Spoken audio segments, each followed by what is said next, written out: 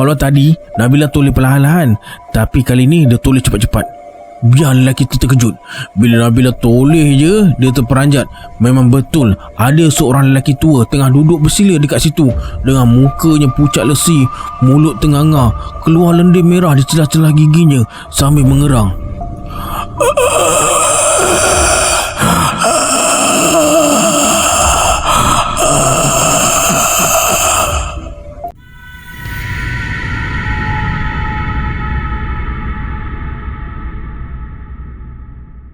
A'udzubillahi minasyaitonirrajim. Bismillahirrahmanirrahim. Assalamualaikum semua, kembali lagi bersama saya Syarul.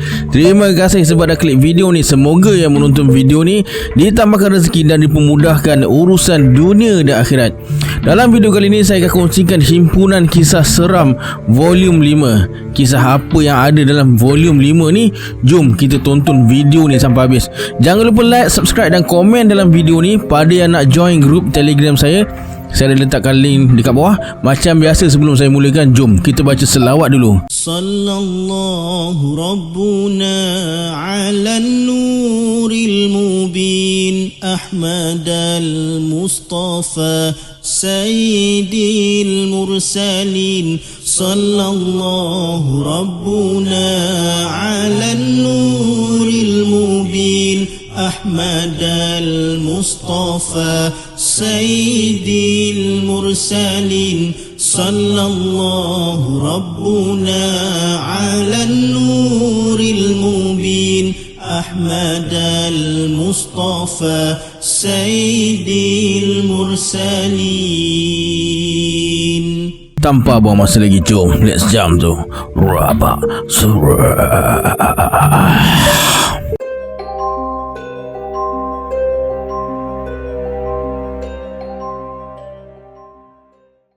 Tahun 2009, Yani masih belajar di tingkatan 4. Pagi tu, masa tengah bersiap-siap nak pergi sekolah, Yani terdengar suatu suara panggil nama dia. Sayu je suara tu. Yani, Yani. Suara garau tu macam berbisik. Yani perhati sekeliling, cari arah suara tu. Tak ada sesiapa pun yang dia nampak. Yani ingat mungkin perasaan dia je. Tapi gangguan tu berlanjutan selama seminggu sampai dia jadi tak selesa dan takut. Yani rasa macam dia diekori. Apa yang terjadi tu Yani cerita pada ayah dan ibu dia. Bila dengar cerita tu, mereka mula risau. Esoknya mereka bawa Yani pergi berubat dengan seorang bomoh. Bomoh ni kawan ayah. Dekat rumah bomoh tu, Yani dijampi dan kepala dia dilumur dengan limau kasturi. Bomoh tu cakap sebenarnya Yani ni diganggu oleh jin yang nak berdamping dengan dia. Yani jadi takut lah. Kenapa jin nak berkawan dengan dia pula? Dia bukannya ada belajar ilmu gaib ke apa benda. Kemudian bomoh tu bagi satu tangkal berbungkus dengan kain kuning. Dia suruh Yani pakai buat rantai untuk pendinding dari jin katanya. Sejujurnya Yani was-was nak pakai tangkal tu, tapi disebabkan nak jaga hati orang tua, Yani pakai jugalah. Itu pun kadang-kadang dia tak pakai. Beberapa hari lepas pakai tangkal tu, gangguan tersebut hilang. Penghujung tahun 2009, Yani sekeluarga ziarah rumah bapa saudara dekat Kuala Selangor dan bermalam dekat sana dekat seminggu. Malam keempat, masa semua orang dalam rumah tengah baca surah Yasin lepas solat maghrib berjamaah, Yani mula rasa sesuatu. Masa tu dia dekat dalam bilik sebab badan dia rasa tak sihat. Masa tengah baring sambil pejamkan mata, tiba-tiba Yani terhidup bau kemenyan dan setangi. Kuat baunya. Dalam masa yang sama, Yani rasa bilik tersebut penuh sesak dan rasa dihimpit oleh berbelas-belas orang manusia. Yani terus rasa gelisah. Malam tu sebelum tidur, Yani ceritakan apa yang jadi pada orang tua dia. Mereka kata kalau jadi lagi, mereka nak bawa pergi berubat dengan orang lain pula. Malam esoknya jadi lagi macam semalam. Yani asyik terhidu bau kemenyan dan setangi je. Kali ni Yani terasa macam badan dia dicakar-cakar dan dilumur dengan miang buluh, gatal dan pedih. Ada kalanya terasa macam digaru dengan kuku yang amat tajam. Sakitnya macam dicari-cari dengan pisau. Masa baring pula, Yani selalu rasa macam ada orang tiup dari betis sampai ke tapak kaki dia. Benda ni jadi sampailah malam sebelum mereka sekeluarga pulang ke rumah di Perak dan Yani tiba-tiba pingsan. Malam tu rumah jadi kelam kabut. Bapa saudara Yani terus panggil jiran dengan dia yang pandai dalam rawatan bab-bab mistik ni. Lepas dirawat dan diselidik, perawat tu bagi tahu Yani diganggu Pontianak yang ganggu dia sebelum ni. Pontianak tu ikut je ke mana Yani pergi. Kata perawat tu lagi, Pontianak tu asalnya tinggal dekat pokok manggis belakang rumah mereka. Bila pokok manggis tu kena tebang sebab nak tambah bahagian dapur rumah, dia jadi marah dan ganggu keluarga mereka. Yang jadi mangsanya Yani lah sebab lemah semangat berbanding dengan adik-beradik yang lain. Lepas tu perawat tu bagi Yani minyak wangi malaikat subuh, minyak wangi kasturi dan daun ladybird. Minyak tu kena campur dengan air untuk Yani buat mandi 2 malam berturut-turut. Disebabkan gangguan tu, mereka sekeluarga terpaksa tangguh nak balik Perak sebab nak ubatkan Yani dulu. Malam pertama Yani mandi, dia rasa air tu sejuk macam air batu. Bila bagi tu perawat tu kata itu perkara biasa. Malam kedua, Yani dibawa mandi dekat rumah perawat tu pula.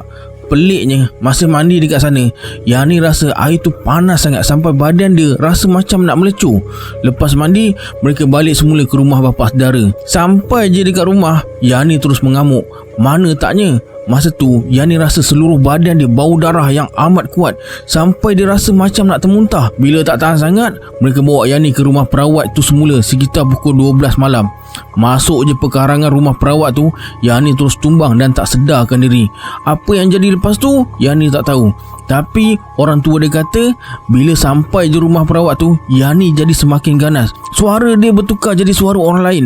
Nama dia bertukar jadi Zainab. Masa tu Yani hanya ketawa, mengilai-ngilai, kemudian menangis dan meraung sebelum dipulihkan. Lepas 3 hari dekat rumah sendiri di Perak setelah pulang dari Kuala Selangor, sekali lagi Yani kena. Kali ni orang tua Yani kata dia merasa racau, macam nampak sesuatu yang menakutkan. Ayah bawa balik kampung pula untuk berubat dengan seorang lagi perawat. Kali ni perawat tu bagi cincin pula sebagai pendinding. Lepas tu gangguan hilang. Tapi seminggu kemudian sekali lagi Yani sakit. Kali ni dia nampak makhluk-makhluk yang amat menakutkan berkeliaran sekitar rumah. Selalunya Yani akan nampak bila waktu maghrib dan bila hujan lebat pada sebelah petang. Disebabkan selalu sakit, Yani sentiasa dalam ketakutan sebab makhluk menakutkan tu perhati je dia, macam nak datang dekat dengan dia. Badan Yani pun rasa terlalu berat macam pikul batu yang besar. Lepas alami gangguan tu, seorang kawan ayah yang dipanggil Pakcik Karim suruh bawa Yani berubat dengan dia. Mula-mula Yani tak nak sebab setiap kali berubat dia tak pernah sembuh. Sebaliknya semakin sakit dan gangguan pelik pula yang muncul. Dia dah bosan dan tak percaya lagi dengan perawat. Tapi bila diberitahu sepupu Pakcik Karim ni merupakan pengamal perubatan Islam yang dikenali ramai, akhirnya Yani setuju. Cuti hari Minggu, Yani sekeluarga pergi ke rumah sepupu Pakcik Karim ni. Bila sampai dan turun dari kereta, tiba-tiba kaki Yani jadi berat sampai dia susah nak berjalan. Macam ada batu-batu besar yang diikat pada kaki dia. Masa tu juga tak semena-mena. Badan Yani jadi panas dan berpeluh-peluh. Dada mula berdebar-debar. Yani terus terpekik terlolong, ajak orang tua dia balik. Apa yang jadi lepas tu, Yani tak tahu. Bila tersedar, Yani rasa badan dia lenguh-lenguh dan rasa ringan, macam beban batu yang dia bawa selama ni dah hilang. Apa yang berlaku sebenarnya? Kata ayah, masa sampai je dekat rumah sepupu Pakcik Karim ni, Yani terus terpekik terlolong macam kena histeria. Suara dia bertukar jadi suara lelaki dan cuba larikan diri. Tapi ayah sempat pegang. Cepat-cepat Ustaz Rasdan, iaitu sepupu Pakcik Karim, rawat dia. Masa tak sedar tu, Ustaz Rasdan berdialog dengan jin yang berada dalam badan Yani. Kata Ustaz Rasdan, punca badan Yani terasa berat sebab ada 3 ekor jin yang menumpang dalam badan dia. Macam mana jin ni boleh masuk dalam badan Yani? Ustaz Rasdan cakap, jin pertama masuk masa ayah Yani tebang pokok manggis belakang rumah tu. Jin yang tinggal dalam pokok tu jadi marah. Jin tu nak balas dendam dengan masuk dalam badan Yani. Jin kedua pula masuk masa Yani berubat dengan perawat yang bagi dia tangkal untuk dia pakai tu. Tangkal tu ada kadam dari kalangan jin. Jin ketiga masuk dengan cara sama bila Yani pakai cincin yang perawat bagi. Kata Ustaz Rasdan, semua perawat tu sebenarnya amalkan ilmu syirik dan arahkan jin yang mereka jadikan kadam untuk kuasai tubuh badan Yani. Sebab itulah Yani selalu nampak makhluk menakutkan berkeliaran sekitar rumah. Alhamdulillah, lepas berubat dengan Ustaz Rasdan, Yani pulih dari gangguan.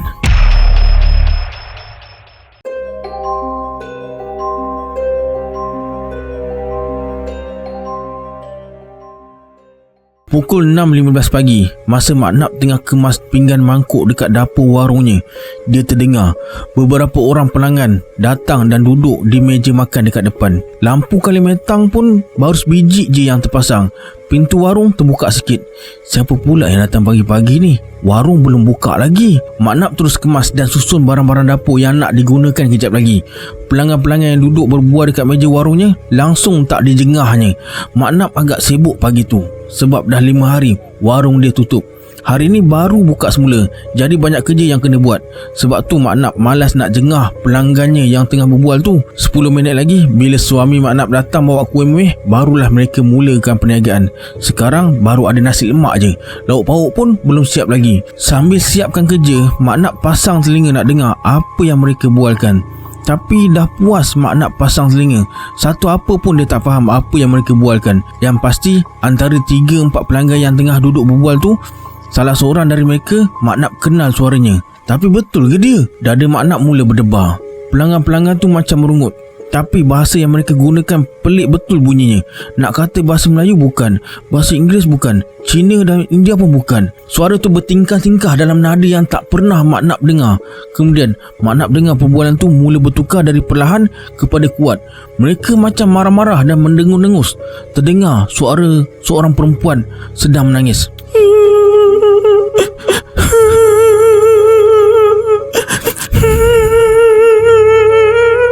Ish, ni tak boleh jadi ni, kata Mak Nap. Mak Nap terus jengah dari daun pintu yang terbuka sikit tu. Tiba-tiba suara tadi semua hilang.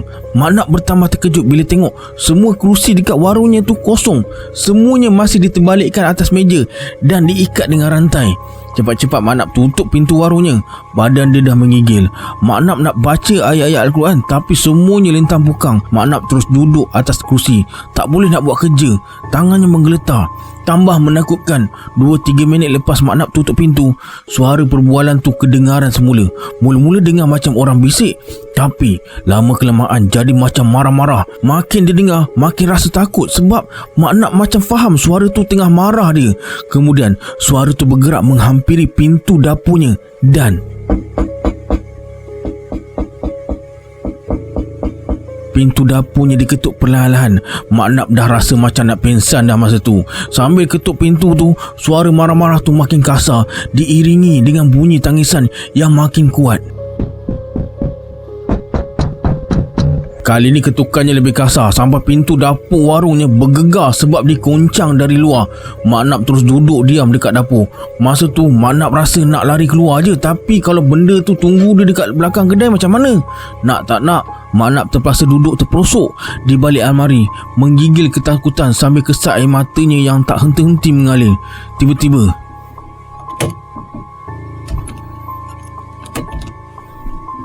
Mak Nap nampak kunci pintu perlahan-lahan ditarik sendiri dari dalam.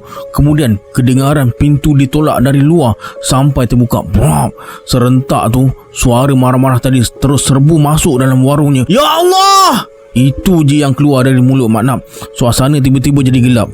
Lantai yang dipijak terasa lembik dan berputar. Semua yang ada di sekeliling seakan menerkam ke arahnya dengan bayang-bayang hitam yang masuk dari pintu dapur warungnya. Bersama bayang-bayang hitam tu, Mak Nap nampak sesusuk tubuh yang sangat dikenal dan Mak Nap terus pingsan. Pukul 7.20 pagi, sepasang suami isteri berkereta dari sebuah kampung berdekatan menuju ke Pekan Gerit. Mereka nak cepat sampai ke tempat kerja. Sebelum tu, mereka kena hantar anak lelaki mereka yang duduk di kerusi belakang ke sebuah sekolah menengah di pekan tersebut. Kereta dipucuk agak laju. Mereka dah terlambat sebab masa tu dah pukul 7.25 pagi.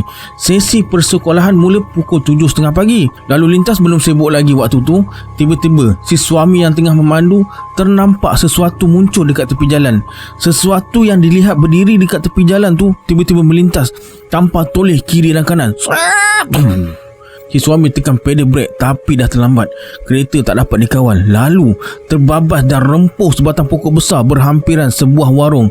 Bunyi letupan dari rempuhan tadi mengejutkan semua yang berada dekat kawasan tersebut. Dekat warung yang masa tu tengah kecoh dengan kejadian Mak Nap pingsan tadi, sekali lagi gempa dengan kemalangan ngeri yang terjadi. Pelanggan-pelanggan berlari ke tempat kejadian, tinggalkan Mak Nap yang tengah berehat dekat kursi warung lepas sedar dari pingsan tadi. Suami Mak Nap pun ikut sekali ke tempat kejadian. Kemudian tinggallah Mak Nap seorang diri dekat warungnya. Kakinya masih terlalu lemah. Dekat tempat kemalangan, suasana jadi riuh rendah dengan jeritan dan suara-suara cemas sebab semua penumpang kereta tu cedera parah. Paling teruk adalah si isteri yang terhenyak di kerusi penumpang. Anak lelakinya tercampak keluar. Tubuh kedua-duanya berdarah. Kepala dan badan mereka penuh dengan luka. Tak ada tanda-tanda mereka masih bernafas lagi. Si suami pula merintih kesakitan sebab tersepit dekat kerusi.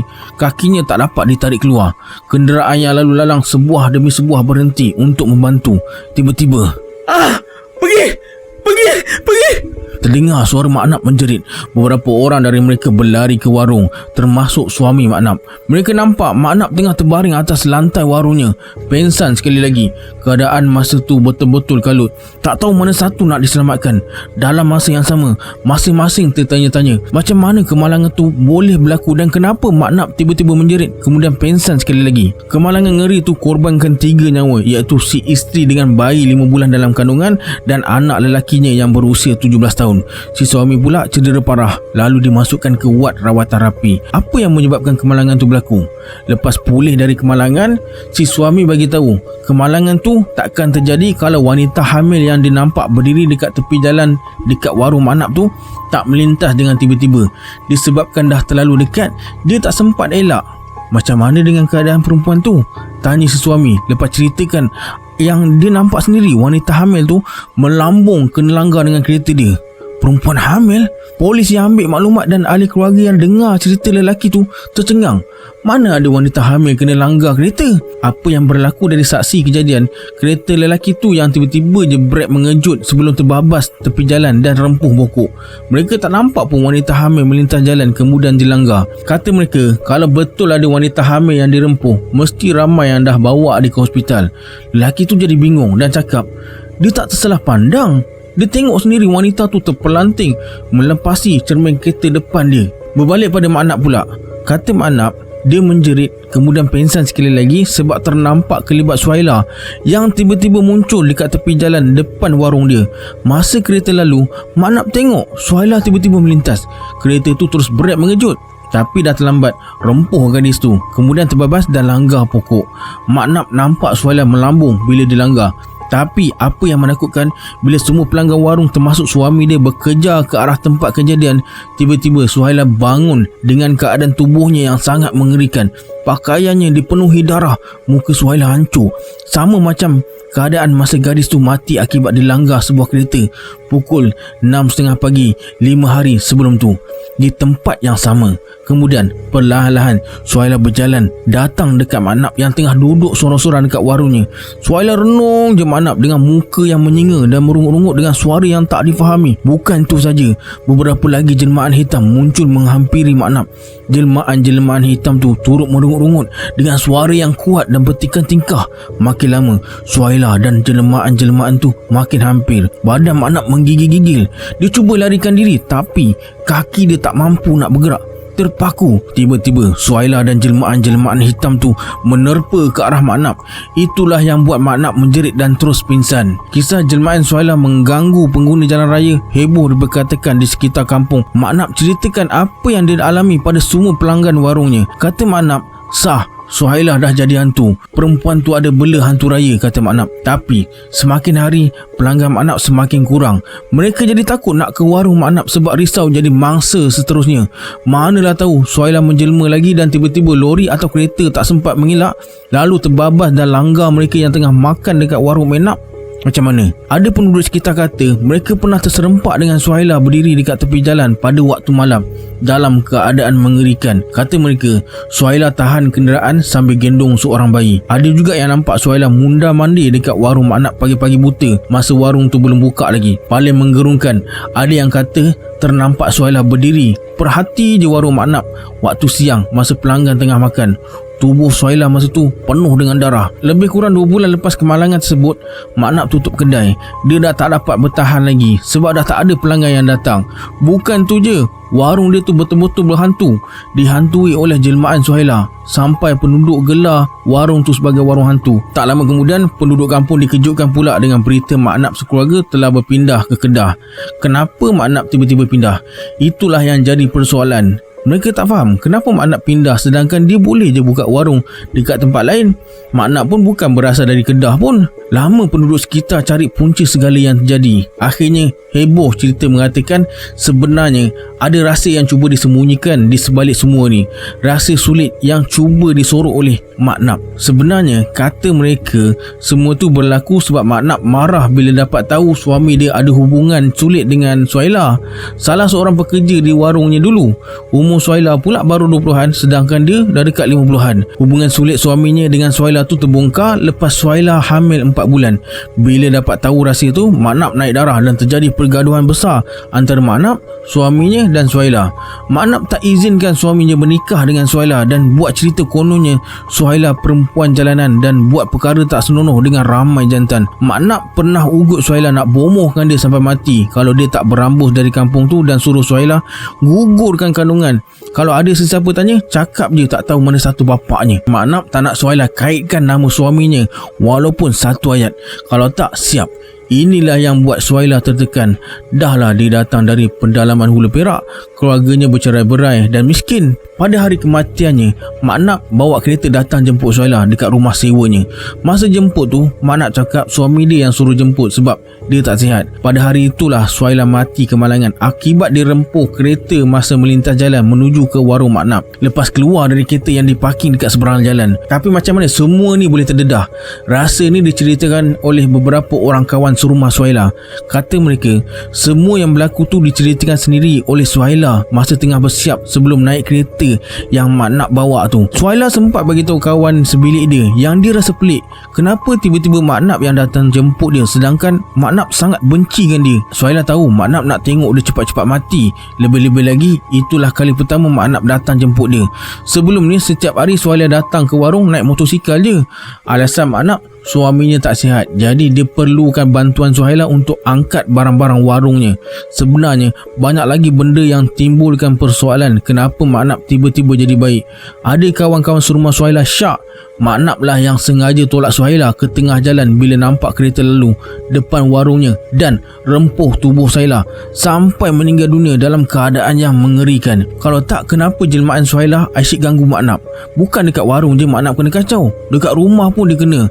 Mungkin sebab itulah Mak Nap pindah dan tak bagi tahu sesiapa dekat mana rumah barunya. Mak Nap sebenarnya ketakutan lepas dapat tahu orang ramai mula bercerita tentang kisah sebenar di sebalik kematian Suhaila. Dia takut ditangkap polis. Warung Mak Nap yang dulunya terbiar sekarang dah ada peniaga lain dan jelmaan Suhaila tak muncul lagi. Kisah ni diceritakan oleh Imah, kawan serumah Suhaila. Mereka kerja sama-sama dekat warung Mak Nap. Bila Mak Nap pindah ke Kedah, Imah berhijrah ke Ipoh.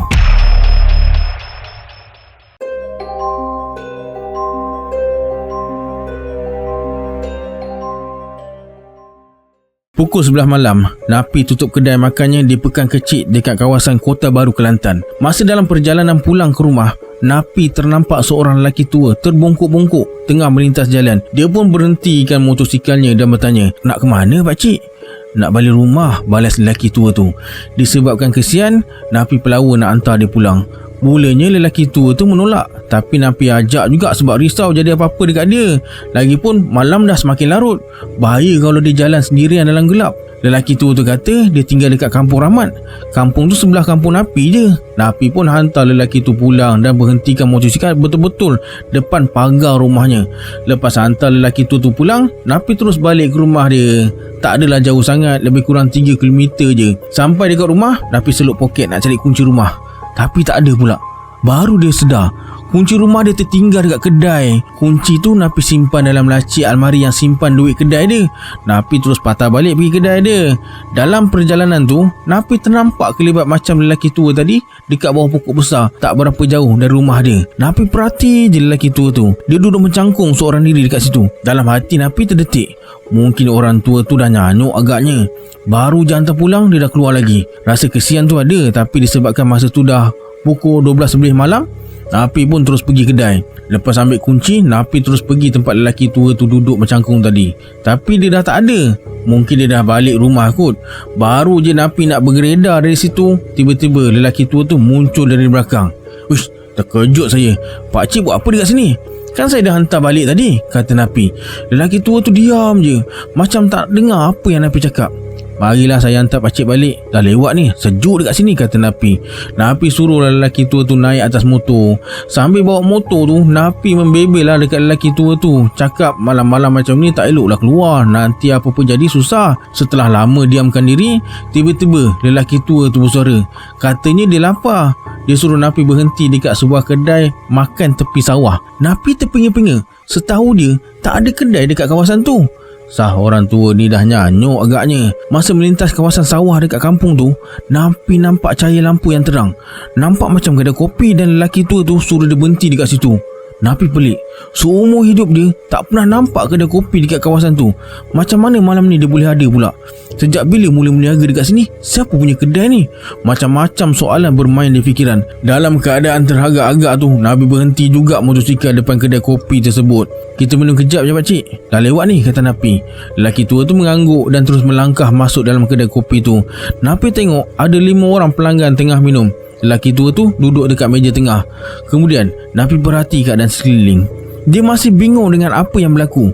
Sebaik Napi duduk, datang seorang gadis yang sungguh cantik ambil pesanan. Tergaman jugalah Napi tengok gadis tu. Dia tak pernah nampak pun gadis tu sebelum ni. Begitu juga dengan pelanggan dalam kedai ni. Dah lama ke ada kedai dekat sini pakcik? Lama dah, kata lelaki tua tu. Napi semakin pelik. Kalau kedai tu dah lama ada dekat sini, kenapa dia tak pernah nampak? Sedangkan setiap hari dia lalu jalan ni, tak kira siang atau malam, mustahil dia tak nampak. Napi perasan semua mata dalam kedai tu pandang dia je. Napi terus jadi tak selesa. Napi bertanya, pakcik, boleh saya tanya sikit? Lelaki tua tu mengangguk perlahan, tak pandang pun dia. Siapa nama pakcik? Kenapa pakcik merayau malam-malam ni? Lelaki tua tu senyum je dan perkenalkan dirinya sebagai Pakcik Muin. Kata Pakcik Muin, dia memang suka merayau malam-malam untuk ambil angin. Lepas letih berjalan dekat kedai kopi ni lah, dia akan lepaskan penat dan rehatkan fikiran. Bila dengar cara percakapan Pakcik Muin, tak nampak pula dia seorang yang nyanyuk. Kalau nyanyuk, mesti percakapannya tak betul. Kenapa pakcik duduk bawah pokok besar tu? Kan baru tadi saya hantar pakcik balik. Kata Pakcik Muin, dia rasa lapar, sebab itulah dia keluar. Dulu dia kerja sebagai tukang gunting rambut. Dekat bawah pokok besar tu lah tempat dia cari rezeki gunting rambut. Sebab itulah dia suka duduk bawah pokok besar tu. Malam semakin larut, Napi rasa seronok pula bersembang dengan Pakcik Muin. Dia mula korek cerita-cerita lama dari Pakcik Muin. Galik bersembang, sedar tak sedar jam dah pukul 2 pagi. Napi terus bayar dan ajak Pakcik Muin balik. Dalam hati, mesti anak-anak Pakcik Muin tengah cari ayahnya ni. Napi turunkan Pakcik Muin betul-betul depan rumahnya. Kemudian suruh Pakcik Muin masuk dulu sebelum dia balik. Risau jugalah kalau Pakcik Muin merayau lagi. Tapi Napi rasa pelik sebab Pakcik Muin hanya tersegat je depan pagar rumah. Kenapa dia tak nak masuk? Lagipun lampu dalam rumah tu masih terpasang lagi. Masuklah pakcik, dah lewat ni, kata Napi.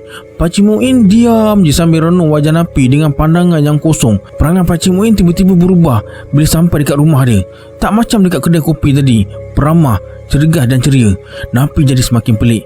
Kenapa pula pakcik ni tiba-tiba jadi pendiam pula? Bila dah tengok jadi macam tu, Napi turun dari motor dan cuba tarik Pakcik Muin masuk dalam rumah. Tapi Pakcik Muin tak nak masuk. Dia keraskan badan. Disebabkan Pakcik Muin tak nak masuk, Napi pergi ketuk pintu rumah Pakcik Muin. Beberapa kali ketuk, seorang lelaki buka pintu. Ada apa encik? Ni rumah Pakcik Muin ke? Dia ada dekat luar, tak nak masuk, kata Napi sambil tunjuk dekat pintu pagar. Lelaki tu terkejut bila Napi cakap macam tu. Bila tengok pintu pagar semula, Pakcik Muin dah tak ada dekat situ. Cepat-cepat Napi berlari keluar pagar dan panggil Pakcik Muin. Dia memang dah tak ada dekat situ. Mana tahu dia pergi. Lelaki tu terpinga-pinga tengok Napi dan kemudian bertanya, awak cari siapa?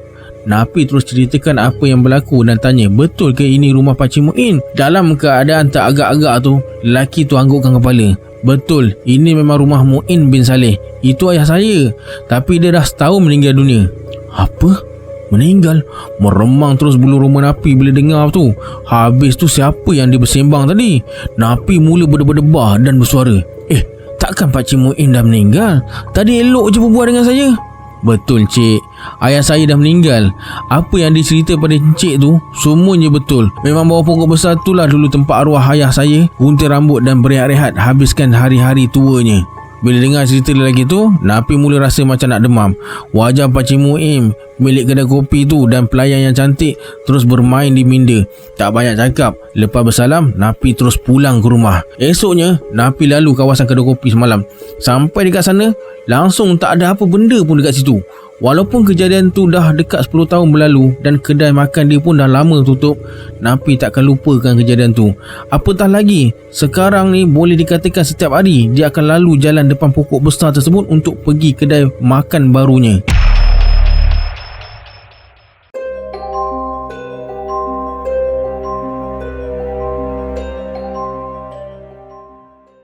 Kisah yang Nabila kongsikan ni berlaku 6 tahun lalu. Masih dia dalam semester pertama, tahun pertama di sebuah IPT di sekitar daerah Bangi, Selangor. Sebagai pelajar baru, Nabila dengan kawan-kawan dia selalu kena buli dengan pelajar senior. Buli dari segi penggunaan bilik basuh baju. Kalau Nabila tengah basuh pakaian waktu petang atau lepas balik kuliah, mesti ada pelajar senior datang. Terpaksalah dia bagi mereka basuh dulu. Bukan dia je yang kena. Pelajar baru yang lain pun terpaksa bagi pelajar sini guna pangkin basuh baju. Padahal pangkin basuh baju tu sikit punya besar dan panjang. Masalahnya pelajar senior ni selalu datang basuh pakaian ramai-ramai. Satu lagi, pelajar senior ni pantang dengar bunyi orang berus pakaian. Mesti mereka akan jenguk. Kalau yang tengah basuh tu pelajar baru, mereka akan suruh basuhkan pakaian mereka sekali. Sebab itulah ramai pelajar junior basuh pakaian waktu lain supaya tak bertembung dengan pelajar senior. Biasanya Nabila dengan kawan-kawan dia akan basuh pada waktu malam, larut malam atau awal pagi. Nabila dengan kawan rapat dia pilih basuh baju awal pagi. Waktu-waktu macam ni pelajar lain memang jarang basuh pakaian. Maklumlah awal pagi mereka dah terlelap, tak ada pelajar-pelajar senior yang kacau. Nabila memang suka basuh baju ramai-ramai dengan kawan sekepala. Seronok, sekurang-kurangnya dapat hilangkan bosan. Ada juga teman bersembang. Pada suatu awal pagi, kawan-kawan rapat Nabila semua tak ikut dia pergi basuh baju. Malin balik kampung sebab kakak dia kahwin. Syairi balik Melaka. Zian, Ailin mandi dan Hajar semua dekat bilik masing-masing. Mereka tak ada pakaian yang nak dibasuh. Suraya pun sama. Cuma dia kata nak temankan kalau Nabila tak ada kawan nak basuh pakaian nanti. Tapi dia datang lambat sikit sebab nak siapkan esei yang nak kena hantar esok. Nak tak nak terpaksalah Nabila membasuh sorang-sorang. Dah 5 hari pakaian dia terendam dalam baldi dekat bilik basuh tu. Kalau nak tunggu mereka semua, jawabnya busuklah baju dia tu. Awal pagi tu, bila Nabila melangkah masuk ke ruang basuh pakaian je, dia dah tercium bau busuk. Ini mesti pakaian dia yang dah 5 hari terendam tu. Busuk betul baunya. Lepas 2 helai baju dan sehelai jeans dibasuh, ekor mata Nabila ni terperasan macam ada seorang lelaki tengah perhatikan dia. Pelik pula, kenapa ada lelaki dalam asrama perempuan dalam bilik membasuh pula tu? Sudah. Nabila nampak lelaki tu duduk dekat penjuru pangkin basuh pakaian. Jaraknya lebih kurang 7 meter dari dia. Harap-harap hanya mainan perasaan je, kata Nabila. Jadi dia tak berapa nak layan sangat. Sambil dalam hati terus harap Suraya datang cepat. Suraya pun lambat sangat datangnya. Nak telefon, Nabila tak bawa telefon pula masa tu. Tiba-tiba bulu roma Nabila mula meremang. Dalam rasa seram-seram tu, dia beranikan diri toleh perlahan-lahan ke arah susuk tubuh tu. Sah, memang perasaan dia je. Tak ada sesiapa pun yang duduk dekat situ. Lega rasanya. Tapi bila Nabila mula khusyuk membasuh, dari hujung ekor matanya jelas kelihatan susuk tubuh seorang lelaki tua tengah duduk dekat bucu pangkin. Biar betul, tadi toleh tak ada, ini ada balik. Nabila buat keputusan nak toleh, dan kalau ada, dia akan menjerit. Biar lelaki tu lari dan kawan-kawan yang dengar jeritan dia akan datang ke bilik basuh pakaian ni. Kalau tadi Nabila toleh perlahan-lahan, tapi kali ni dia toleh cepat-cepat. Biar lelaki tu terkejut. Bila Nabila toleh je, dia terperanjat. Memang betul ada seorang lelaki tua tengah duduk bersila dekat situ dengan mukanya pucat lesi, mulut tenganga, keluar lendir merah di celah-celah giginya sambil mengerang.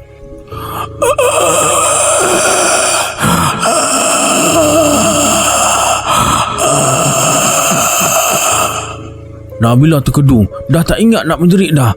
Kaki terasa lembik, lutut tergetar-getar, meremang segala bulu roma sampai menggigit-gigit tangan dia. Semuanya terasa lemah. Mulut Nabila tergetar-getar, nak baca apa pun tak terkeluar.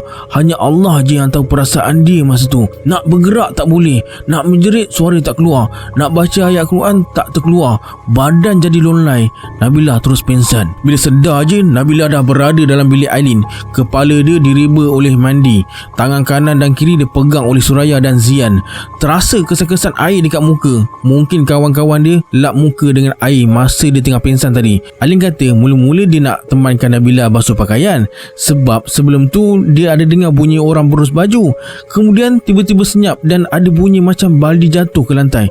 Cepat-cepat Alin datang. Bila sampai, dia terkejut bila nampak Nabila terbaring atas lantai. Lepas lebih kurang 6-7 minit ditenangkan, Nabila ceritakan apa yang terjadi. Mereka semua terkejut bila dengar cerita tu. Yang buat Nabila lebih terperanjat bila lelaki tua tu sebenarnya terawang-awangan. Sebab itulah Nabila terus terpingsan. Lepas kejadian tu, bila nak basuh baju je, mereka akan basuh ramai-ramai. Sekurang-kurangnya 3 orang. Tak adalah takut sangat. Sejak mereka basuh baju ramai-ramai, dah tak ada lagi gangguan lelaki tua berwajah hodoh terawang-awangan tu muncul.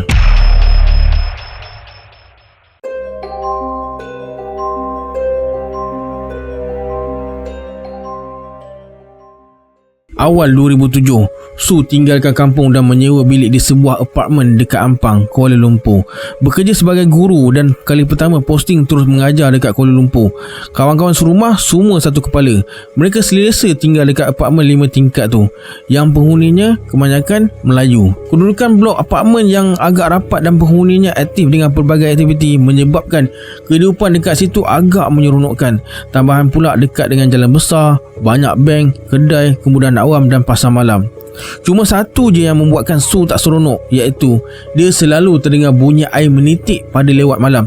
Kali pertama Su dengar lepas lebih seminggu dia menyewa dekat bilik tu.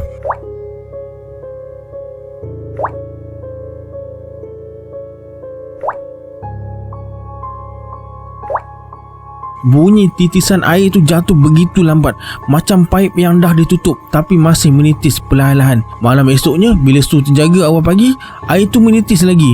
Bila dengar lama-lama, Su mula terfikir, takkan bunyi air jatuh dalam tangki, sebab rumah yang mereka sewa ni tingkat 3, bukannya tingkat 4 atas sekali. Kalau tingkat atas sekali, mungkin jugalah atas bilik Su bukannya ada tangki air. Su bangun pergi ke dapur. Mungkin paip air dekat sinki tak tutup rapat agaknya, tapi lepas periksa, tak ada pun air menitis dari muncung paip sinki dapur. Kalau macam tu, mungkin dekat bilik air. Bila periksa, sama juga, paip ditutup rapat, tak ada pun air menitik. Dalam tandas pun sama. Su jadi bingung, kalau macam tu bunyi air menitis ni datang dari mana? Esoknya Su tanya Nina dan Mila, tapi mereka berdua kata tak dengar pun bunyi titisan air. Kemudian Nina suruh Su tanya penghuni yang tinggal dekat tingkat atas rumah mereka. Bila Su tanya, sama juga, makcik tu tak dengar apa-apa pun. Bingung Su fikirkannya, habis air dari mana yang ganggu dia? Sudahnya, setiap kali terjaga, Su pasang iPod dan guna earphone. Habis cerita, Su pernah ajak Nina dan Mila tidur dekat bilik dia, tapi bunyi air tu macam tahu pula, tak menitik pun. Seminggu Nina dan Mila tidur dekat bilik Su, seminggu tu lah air tu tak menitik. Tapi bila mereka tidur dekat bilik masing-masing, bunyi tu terdengar semula. Akhirnya Su buat keputusan untuk tukar bilik dengan Mila.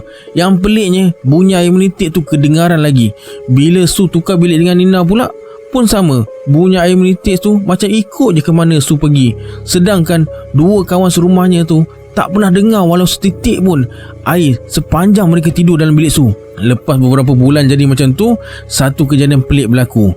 Suatu pagi, Su tercium bau yang agak busuk dalam bilik dia, macam bau kapur barus. Su terus turun dari katil dan buka lampu. Su tengok bau tu datangnya dari tumpukan air atas lantai dekat pintu bilik. Cepat-cepat Su berlari keluar bagi tahu Nina dan Mila. Mereka terus cuci sampai bersih. Bau masih ada lagi, tapi tak kuat macam tadi. Dari mana datangnya air tu? Mereka pandang bumbung bilik Su yang juga lantai penghuni rumah atas. Dekat bumbung yang bercat putih tu ada tumpukan sebesar piring. Warnanya kekuningan, betul-betul atas tumpukan air yang berbau kapur barus tadi. Kebetulan hari tu Sabtu, tak kerja. Su dan Nina pergi rumah makcik yang tinggal dekat tingkat atas yang mereka panggil Cik Alimah dan bagi tahu mungkin ada paip air dalam lantai biliknya bocor. Tapi kata Cik Halimah dan suaminya Pak Cik Mahat, tak ada pun saluran paip dalam lantai bilik mereka. Sebab saluran paip tu hanya ada dekat bahagian dapur dan bilik air mereka je. Habis tu dari mana datangnya air kekuningan dan berbau kapur barus tadi? Setelah Su ceritakan apa yang jadi pada Cik Halimah dan Pak Cik Mahat, mereka berdua saling berpandangan. Kemudian macam bertelagah. Seorang kata mungkin sebab benda tu, dan seorang kata takkanlah benda tu sebab benda tu dah lama. Benda apa? Stu dan Nina jadi pelik. Setelah agak lama mereka berbincang, akhirnya Cik Alimah bagi tahu mereka sesuatu perkara yang mengejutkan. Kata Cik Alimah, sebenarnya mereka bukan pemilik rumah tersebut. Mereka hanya menyewa je. Pak Cik Mahat kerja pengawal keselamatan, Cik Alimah pula tukang cuci. Duit tak ada, anak-anak pun semua dah besar. Jadi mereka sewa rumah ni sebab tuan rumah ni bagi harga sewa yang murah. Kenapa murah? Mereka tak tahulah sama ada benda ni ada kaitan dengan apa yang terjadi pada Su. Tapi menurut jiran-jiran yang lama tinggal dekat sini, sebelum Pak Cik Mahat dan Cik Alimah menyewa rumah tu, ada seorang penghuni meninggal dalam rumah ni. Si mati tu lelaki, umurnya pertengahan 60-an. Tinggal seorang diri lepas isteri dan anak perempuan tunggalnya meninggal dunia. Bila tinggal seorang diri, lelaki tu jadi tak berapa sihat. Tambahan pula badan dia gemuk dan ada penyakit jantung, kencing manis dan darah tinggi. Suatu hari, jiran-jiran terhidu bau yang kurang menyenangkan dari rumah ni. Rumah ni pula terkunci dari dalam, tapi lampunya menyala sepanjang masa. Jiran-jiran pun dah lama tak nampak pakcik tu keluar rumah. Selalunya walaupun tinggal seorang, dia akan buka pintu dan berdiri ambil angin dekat luar, ataupun turun jalan-jalan dekat bawah, pergi kedai ke apa. Tapi dah lama jiran-jiran tak nampak dia. Kemudian jiran-jiran semua sepakat panggil polis untuk pecah masuk dalam rumah tersebut. Bila pintu dipecahkan, mereka terus tercium bau yang sangat busuk. Pakcik tu pula terbaring depan pintu biliknya yang terbuka luas. Dia dah meninggal dunia. Keadaan mayat pakcik tu memang menyedihkan. Mayat dah mula mereput sebab dah lebih seminggu meninggal dunia. Air dalam badannya dah melimpah keluar dari lubang dan rongga-rongga badan. Disebabkan badan pakcik tu gemuk, air yang keluar pun banyak. Bila lama terkumpul satu tempat, air yang keluar dari badan tu menyerap dalam lantai, kemudian menitis ke bilik rumah bawah yang Su duduk sekarang ni. Dulu rumah yang mereka tinggal tu tuan rumah yang duduk. Macam Su juga, tuan rumah tu terkejut bila nampak ada air yang berbau menitis dari bumbung biliknya. Dia ingatkan paip rumah atas bocor. Tapi bila dia naik atas, dia tengok rumah berkunci, sedangkan lampunya terpasang walaupun dah tengah hari. Dari situlah dia dan jiran-jiran panggil polis untuk pecah masuk rumah arwah. Kalau macam tu, air yang menitis dalam bilik Su selama ni adalah air apa? Bulu roma Su terus meremang. Tapi kenapa air kekuningan tu masih menitis sampai sekarang? Bukankah kejadian tu dah lama berlaku? Pak Cik Mahat tak tahu nak jawab apa. Mungkin sisa-sisa air dari mayat arwah masih ada lagi bertakung dalam lantai tu. Tapi satu cerita yang Pak Cik Mahat dengar, tuan rumah yang Su duduk tu pun alami benda yang sama. Walaupun dah 5 bulan arwah meninggal, ada waktu-waktu air tu menitis dari bumbung biliknya. Dia simen dan cat semula, tapi air tu tetap menitis juga. Kalau tak menitis pun akan muncul kesan lembab, kekuningan dekat tempat tu dengan bau yang kurang menyenangkan. Bukan tu aja, ada waktu-waktunya tuan rumah akan terdengar bunyi orang berjalan atau alih perabot dekat rumah arwah. Pak Cik Mahat dan Cik Alimah pun sebenarnya kadang-kadang terdengar juga bunyi macam ada orang dalam rumah dia. Kadang-kadang mereka dengar bunyi orang mandi, orang batuk dan berjalan dalam bilik. Tapi bila dia jenguk, tak ada siapa pula. Mula-mula dulu takut jugalah, tapi lama-lama dah tak kisah. Yang penting sewa rumah ni murah. Lagipun kenapa nak takut dengan benda tu kan? Yang kita kena takut Allah aja. Jun 2012, Su dah tak tinggal dekat apartmen tu lagi. Dia dah berpindah ke Perak lepas berkahwin pada tahun 2009. Sebenarnya lepas mereka jumpa Pak Cik Mahat dan Cik Alimah, Su masih terdengar lagi bunyi air itu menitik. Bumbung bilik dia tu pun masih ada kesan lembab dan cecair kuning. Cuma bukan berlaku setiap hari. Ada waktu-waktu tertentu.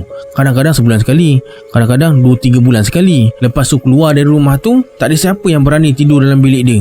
Nina dan Mila pun dah pindah keluar. Tak tahu apa jadi dekat rumah tu sekarang. Dah ada orang sewa atau belum. Yang menusingkan Su ialah sampai sekarang ni, ada waktu-waktunya dia akan terdengar bunyi air menitis.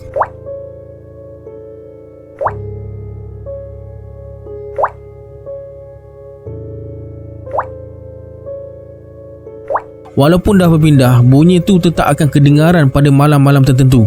Su pernah bagi tahu suami dia pasal benda tu, tapi bila suami dia periksa semua paip yang ada dalam rumah, tak ada satu pun yang rosak ataupun tiris. Sampai dah sekarang, Su masih terdengar lagi bunyi air menitis tu. Sampai dia rasa takut nak lelapkan mata sebab bunyinya amat sayu, tajam dan menyeramkan. Su tak tahu kenapa bunyi titisan tu ikut dia. Kata orang, mungkin masa arwah hidup dulu, arwah sangat sayang pada anak perempuan tunggalnya. Lepas isterinya meninggal, arwah rasa begitu sunyi. Anak perempuannya itulah yang selalu teman dan pujuk arwah. Dah nasib arwah, setahun lepas isterinya meninggal, anak perempuannya pula meninggal akibat kemalangan kereta. Agaknya Mungkin sebab Su hampir sebaya dengan anak perempuan arwah, dan kebetulan juga dia anak tunggal. Jadi bunyi air menitis tu ikut ke mana saja dia pergi sampai sekarang. Okey, sampai sini kisah yang dapat saya kongsikan hari ini. Sebelum kita berpisah, anggaplah kisah ini sebagai hiburan semata-mata. Jangan terlalu mudah percaya. Hanya yang mengalaminya tahu akan kebenaran sesuatu kisah itu. Kita berjumpa di video akan datang. Saya Syarul. Assalamualaikum. Adios.